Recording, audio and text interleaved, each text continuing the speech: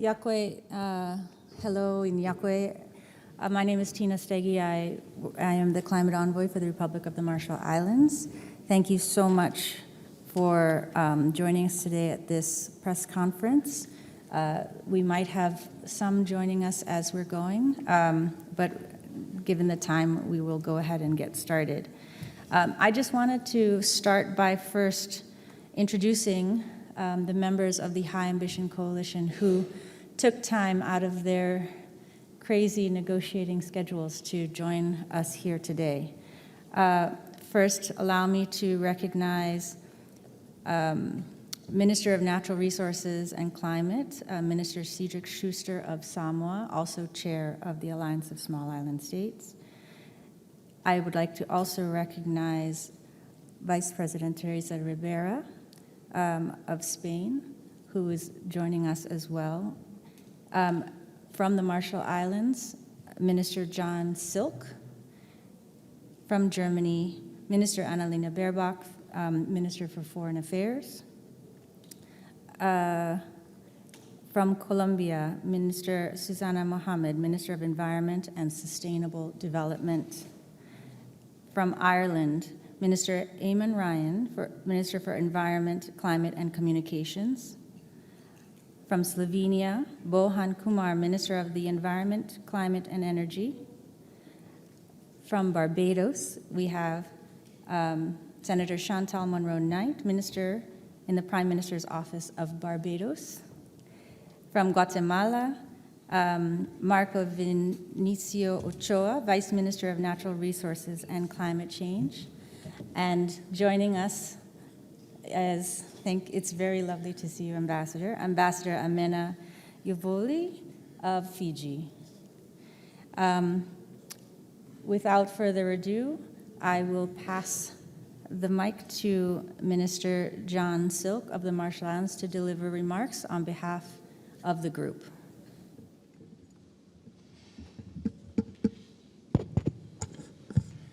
Thank you, Tina. In our language, we say yake, yake to all of you, greetings to all of you. Members of the High Ambition Coalition met at the midway point of COP28. We resolved that we must continue working together in unity and deliver ambitious results from this COP. When we return home to our people, particularly those in vulnerable communities, we must do so having delivered a course correction in response to the global stocktake. We need to stand in solidarity with those on the front lines. Partnerships and collaboration will get us results. 1.5 is non-negotiable.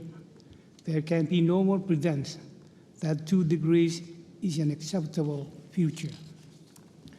We must be bold and deliver a phase out of the consumption and production of fossil fuels, all fossil fuels, and deliver access to clean, renewable energy for all. Emission abatement technologies have a limited role. We must be led by the science. We cannot allow them to provide cover for fossil fuel expansion and lose 1.5. This COP must put guardrails in place on abatement. We must put in place the financial and technical support to ensure no one is left behind as part of our comprehensive 1.5 aligned energy package with a clear follow-up plan. We must deliver an ambitious outcome on adaptation at COP28 by agreeing on a framework for the global goal on adaptation, a collective vision so that all countries can build their resilience to the climate crisis. We must build a safe world as the impacts of the climate crisis increases and do all we can to secure the well-being of people, livelihoods, and ecosystems. We all recognize that adaptation won't happen without support, and we must reflect that here in Dubai. Countries must be forced to choose countries must not be forced to choose between fighting poverty and climate action. Urgent, adequate, and accessible support is vital for meeting the Paris Agreement goals. Scale-up climate action will contribute to sustainable development and build a better world for all. We need revised and new economic-wide 1.5 aligned NDCs to drive rapid emission reductions and a clear path forward to future COPs, including COP30 in Bilman. Blocking and stalling has bedeviled the negotiations. A lowest common denominator outcome is unacceptable to this group. We must urgently ramp up our ambition across all areas. The very integrity of the Paris Agreement is at stake, is at risk.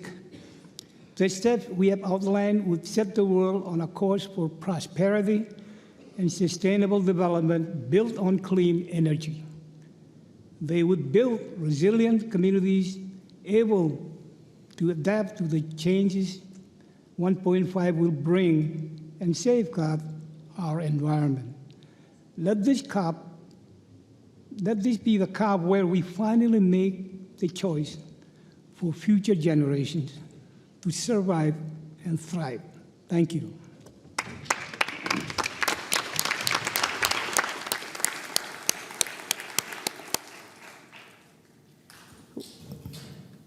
Okay, I'm going to open the floor now for a few questions, but in the meantime, I just want to recognize the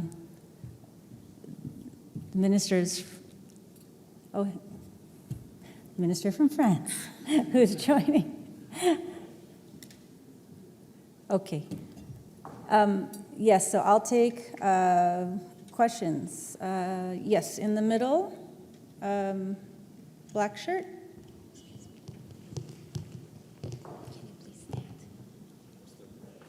Okay, Bernhard Pötter, Table Media Germany. This question goes to Annalena Baerbock, the German minister. Actually, two questions. One is we hear there's a lot of pushback in the negotiations, the OPEC letter today and something. So I'd be interested in two things. One is what's the strategy of the High Ambition Coalition against that? What are you going to do to get a success in your sense? And the second is on Germany. Germany didn't sign the High Ambition Coalition declarations for the last twice. What is different now? And why are you here on this podium again? Are you going to sign on to anything that comes out? Thanks.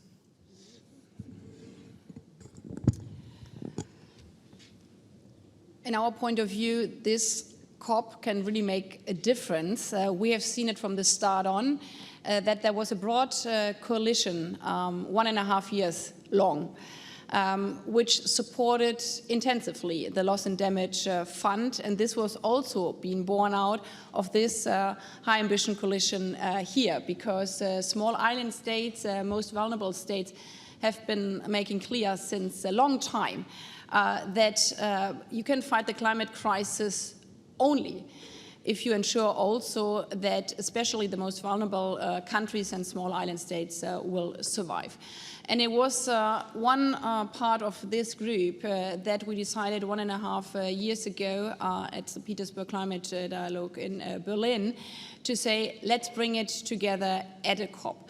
And we see now 1.5 years later, also with the support of the presidency here in Dubai, that it's not only worth fighting the biggest challenges, but it's also worth fighting if you don't have the majority from the beginning on your sides, because otherwise we will never make a difference. And we have seen also that this group has grown over the years dramatically, especially by other groups which are not only OSIS countries, but also groups from Europe, but also Latin America and from Africa. And this is why I believe at this COP we can really make a difference, as my colleague and friend has said.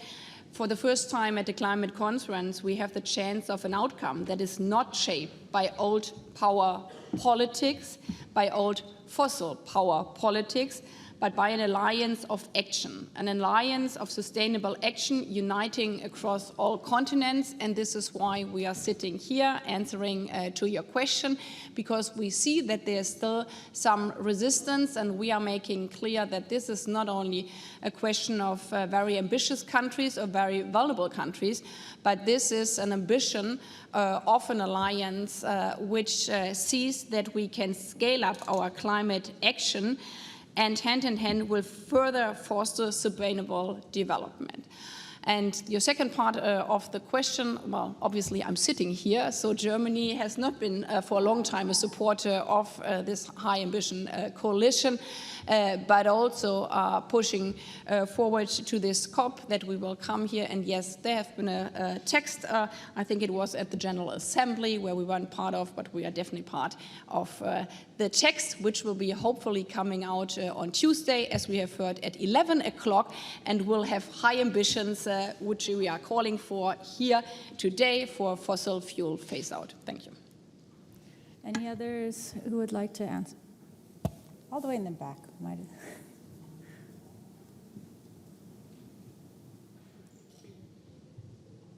of all these questions for all at the podium, but especially for the Minister of Environment of Colombia, what are the expectations of Colombia and specifically for Latin America at the end of this COP? We know you've been talking about different issues.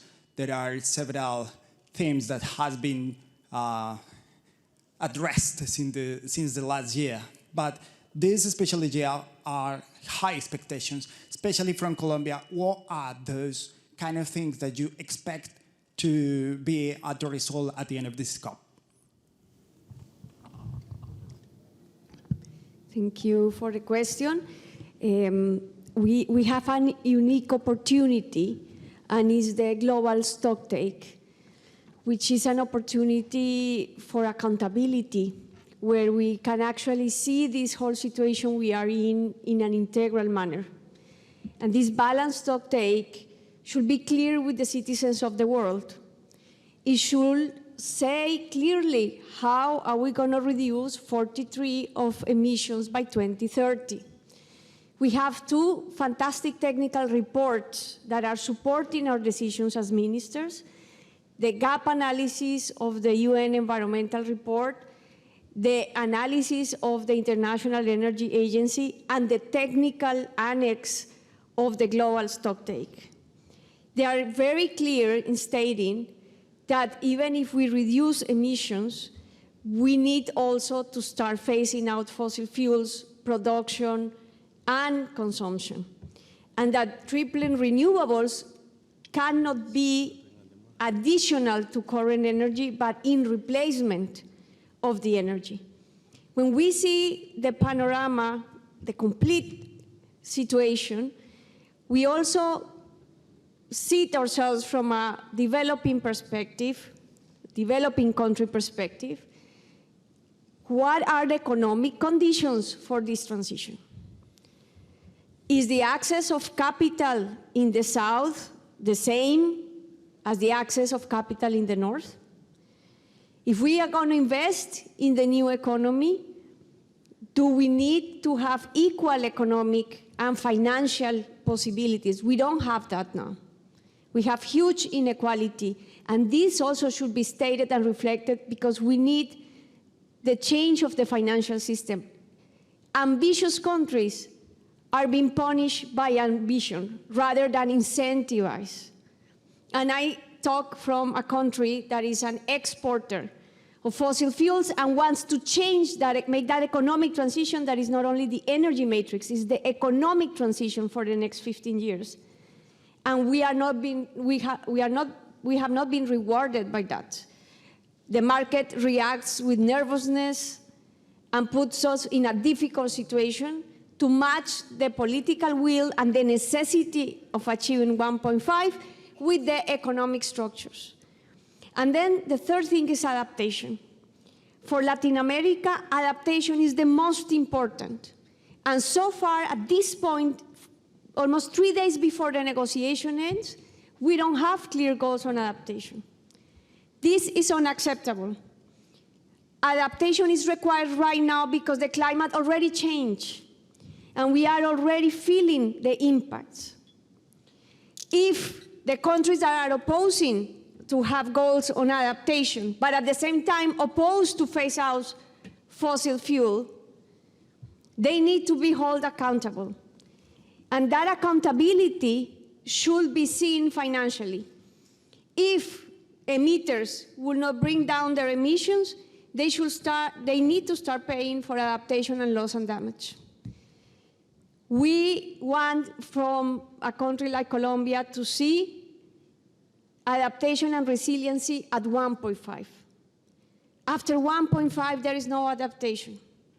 There is only loss and damage. So, in summary, we want to see a package in the global stocktake that is coherent between the need of bringing down emissions, the financial mechanism that allows for economic transition, and at the same time, the adaptation goals with sufficient means of implementation, so the South can be recognized in its double role of needing to adapt and at the same time sustain the nature that is also sustaining the planet. Thank you, Minister. We have time for just one more. I think you've noticed some of our ministers have already had to go, and I want to make sure they have a chance to respond. I think, Justin, yes, BBC. Hello, Minister.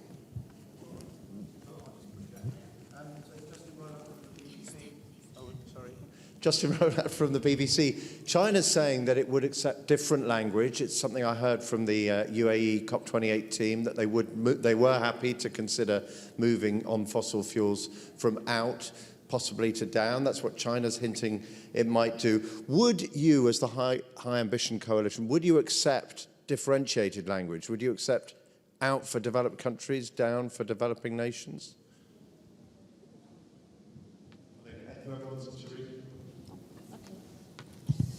Thank you so much for the question. I think that as a matter of fact, we need to make fossil fuels disappear.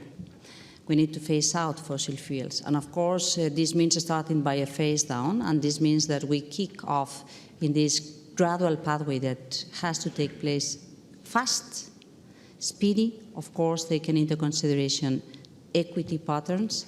It's up to the most industrialized and high-income countries with higher emissions that we need to get a greater share of this responsibility. The expectations on our side is that major emitters should be making this as an economy-wide target, ensuring that we can have a sharp decline of emissions peaking in 2025, ensuring that 1.5 is within reach.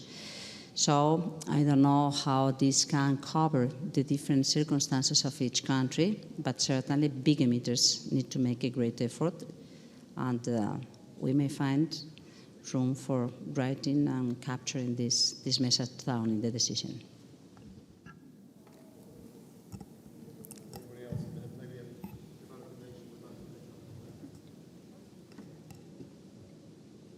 I'll invite, if any of the other ministers would like to say anything, I think this would be the time, if you want to respond to any of the other questions that came up. And I can't see all the way down to the end. If others are. Yes, okay. I have, yes, Minister from Sweden. Yes, if you can hear me, I'll introduce myself. I'm the Swedish Minister of Climate and Environment, joining a bit late, sorry for that.